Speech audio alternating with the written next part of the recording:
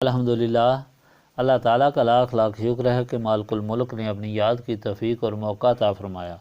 لاکھوں اور کروڑوں درود حضرت محمد مصطفیٰ صلی اللہ علیہ وآلہ وسلم پر، جن کے طفیل مالک الملک نے یہ مہربانی عطا فرمائی۔ سامعین کرام، اللہ تعالیٰ نے قرآن پاک میں ارشاد فرمایا،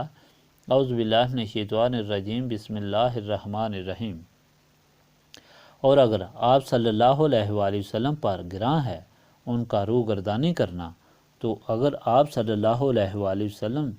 سے ہو سکے تو تلاش کر لو کوئی سرنگ زمین میں یا کوئی سیڑھی آسمان میں، پھر لے آؤ ان کے پاس کوئی معجزہ، اور اگر چاہتا اللہ تعالیٰ تو جمع کر دیتا ان کو ہدایت پر، تو آپ صلی اللہ علیہ وآلہ وسلم نہ ہو جائیں ان سے جو علم نہیں رکھتے۔ یہ صرف وہی لوگ قبول کرتے ہیں جو سنتے ہیں، اور مردہ کو اللہ تعالیٰ اٹھائے گا، پھر وہ اسی کی طرف لوٹائے جائیں گے، اور بولے کہ کیوں نہیں اتاری گئی کوئی نشانی ان پر ان کے رب کی طرف سے۔ آپ صلی اللہ علیہ وآلہ وسلم کہہ دیں، بے شک اللہ تعالیٰ قادر ہے اس پر کہ اتارے کوئی نشانی، لیکن اکثر ان میں سے کچھ نہیں جانتے، اور نہ ہی کوئی جانور زمین پر چلنے والا، اور نہ کوئی پرندہ جو اڑتا ہے اپنے دو پروں سے، مگر وہ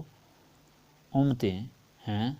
تمہاری مانند نہیں۔ نظر انداز کیا ہم نے اس کتاب میں کسی چیز کو،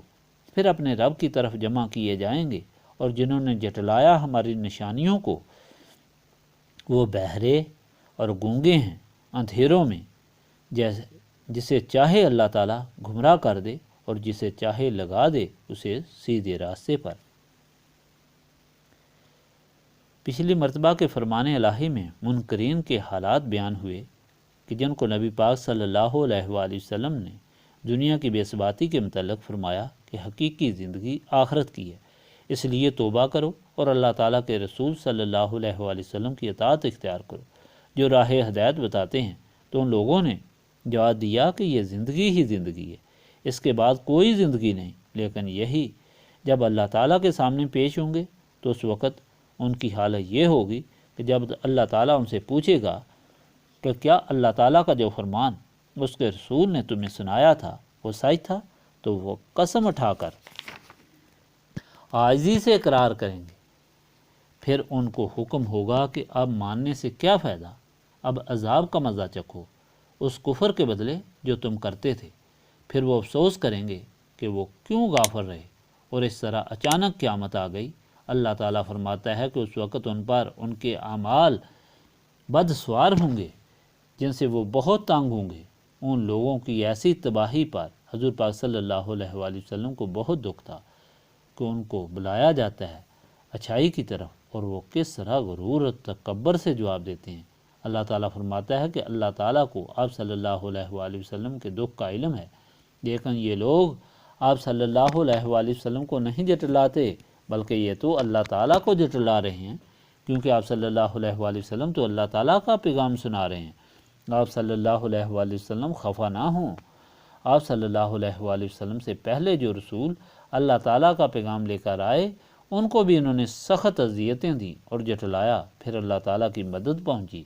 اور یہ لوگ ذلیل و خوار ہوئے۔ آپ صلی اللہ علیہ وآلہ وسلم کو ان کے حالات بتائے ہیں، اسی طرح آپ صلی اللہ علیہ وآلہ وسلم کو بھی انشاءاللہ فتح ہوگی۔ یہ لوگ یا آپ صلی اللہ علیہ وآلہ وسلم کی غلامی میں داخل ہوں گے یا دونوں جہانوں میں ذلیل و خوار ہوں گے۔ اس میں خاص سبق دیا گیا، وہ آپ کو بتایا تھا کہ اللہ تعالیٰ نے صاف اعلان فرما دیا کہ رسول پاک صلی اللہ علیہ وآلہ وسلم کی بے ادبی اللہ تعالیٰ کی بے ادبی ہے، اور رسول پاک صلی اللہ علیہ وآلہ وسلم کی مخالفت اللہ تعالیٰ کی مخالفت ہے۔ یعنی دوسرے لفظوں میں رسول پاک صلی اللہ علیہ وآلہ وسلم کی غلامی ہی اللہ تعالیٰ کی بندگی ہے۔ تو کتنے بد نصیب وہ لوگ ہیں جو اللہ تعالیٰ کے رسول صلی اللہ علیہ وآلہ وسلم کی شان کو نہیں مانتے اور ان کی کثر شان کی باتیں کرتے ہیں۔ ایسے عظیم شان والے رسول صلی اللہ علیہ وآلہ وسلم کی عظمت میں کبھی کوئی کمی نہیں ہو سکتی۔ جو اس حقیقت کو دیکھتا نہیں وہ اندھا ہے، ورنہ قرآن پاک خود آپ صلی اللہ علیہ وآلہ وسلم کی عظمت اور شان کا اعلان کر رہا ہے۔ آج کا فرمان بھی اسی حقیقت کو واضح کر رہا ہے۔ حکم ہو رہا ہے کہ یہ حقیقت درست ہے کہ نبی پاک صلی اللہ علیہ وآلہ وسلم کو اللہ تعالیٰ کی مخلوق کی گمراہی جو ان کی تباہی کا باعث بنتی ہے بہت افسردہ کرتی ہے، لیکن یہ ان کی بے ادبی کی وجہ سے صرف ان لوگوں کی بدبختی ہے، ورنہ ان کو سمجھانے کی کوئی کوشش حضور پاک صلی اللہ علیہ وآلہ وسلم نے نہیں چھوڑی، لیکن ان کے دل اتنے سیاہ ہو چکے ہیں کہ نہ کوئی نصیحت کارگر ہوتی ہے اور نہ ہی کوئی نشانی ان کے ایمان کو درست کرتی ہے۔ یہاں تک کہ حکم ہوا کہ یہ اگر اپنی آنکھوں سے قرآن پاک کو آسمان سے اترتا دیکھیں اور ہاتھ لگا کر چھوئیں تب بھی ایمان نہیں لائیں گے۔ ان کے پاس بس ایک بےہودہ سا سوال ہمیشہ رہا ہے کہ کوئی نشانی کیوں نہیں اتری۔ کبھی کہتے ہیں کہ کوئی فرشتہ کیوں رسول بنا کر نہیں بھیجا گیا، کبھی کہتے ہیں کہ فرشتہ رسول کے ساتھ کیوں نہیں آیا، کبھی کہتے ہیں کہ مکہ کے پہاڑ سونے اور چاندی کے کیوں نہیں ہوئے، کبھی کہتے ہیں کہ مکہ کی ریت سر سبز و شاداب کیوں نہیں بنتی اور پانی کے دریا کیوں نہیں چلتے۔ یہ سب باتیں وہ صرف اس لیے کرتے ہیں کہ ان کے دل سیاہ ہیں، ورنہ جو معجزات رسول پاک صلی اللہ علیہ وآلہ وسلم کو دیے گئے وہ ان نشانیوں سے کم تو نہیں۔ یہ کون ہے کہ ان کے کہنے پر کوئی نشانی اترے؟ اللہ تعالیٰ ان کا محتاج تو نہیں، یہ مان لا کر اسلام پر احسان نہیں کرتے ہیں بلکہ اسلام ان کا محسن ہے۔ اس پر حکم ہوا کہ نبی پاک صلی اللہ علیہ وآلہ وسلم کو یہ ساری نشانیاں تو دیکھ چکے ہیں، پھر بھی ایمان نہیں لاتے تو اگر زمین کے نیچے سے اور آسمان کے اوپر سے کوئی اور نشانی تلاش کر کے لائیں تب بھی بے فائدہ ہے، کیونکہ ان سے آپ صلی اللہ علیہ وآلہ وسلم کی بے ادبی کی وجہ سے اللہ تعالیٰ ناراض ہوا، ان کی بدبختی جاگی اور یہ شیطان کے قبضے میں چلے گئے۔ اب ظلمت یعنی اندھیرے کے سمندر میں غرق ہیں اور ان کے کانوں اور آنکھوں پر مہریں لگی ہیں، بالکل گونگے، بہرے اور اندھے کی طرح ہیں، کوئی اچھائی ان کو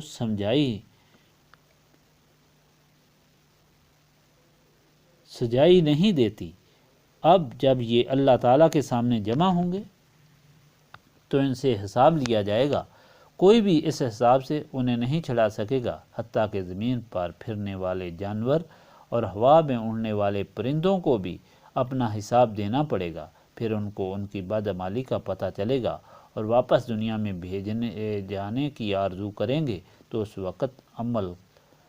کا نہیں بلکہ جزا اور بدلے کا وقت ہوگا۔ اس لیے ہر وقت توبہ کرنی چاہیے، مگر توبہ انسان کو اسی وقت نصیب ہو سکتی ہے جب انسان کو نسبت رسولی صلی اللہ علیہ وآلہ وسلم حاصل ہو، ورنہ نسبت رسولی صلی اللہ علیہ وآلہ وسلم سے محروموں کا حال اندھوں، بہروں اور گونگوں کی طرح ہے، انہیں کسی چیز سے فائدہ نہیں ہو سکے گا۔ یہی وجہ ہے کہ یہاں نسبت رسولی صلی اللہ علیہ وآلہ وسلم کی تعلیم دی جاتی ہے، بصیرت، سماعت اور عقل کو درست کرنے کے لیے اور راہ راست پر لگانے کے لیے جس روشنی کی ضرورت ہے وہ نسبت رسولی صلی اللہ علیہ وآلہ وسلم سے حاصل ہوتی ہے، اور نسبت رسولی صلی اللہ علیہ وآلہ وسلم دل کی صفائی سے حاصل ہوتی ہے اور سینے صاف اللہ تعالیٰ کی یاد سے ہوتے ہیں، جس محفل کی غرض و غایت ہے استغفر اللہ العظیم الذی لا الہ الا هو الحی القیوم واتوب الیہ، استغفر اللہ العظیم الذی لا الہ الا هو الحی القیوم واتوب الیہ۔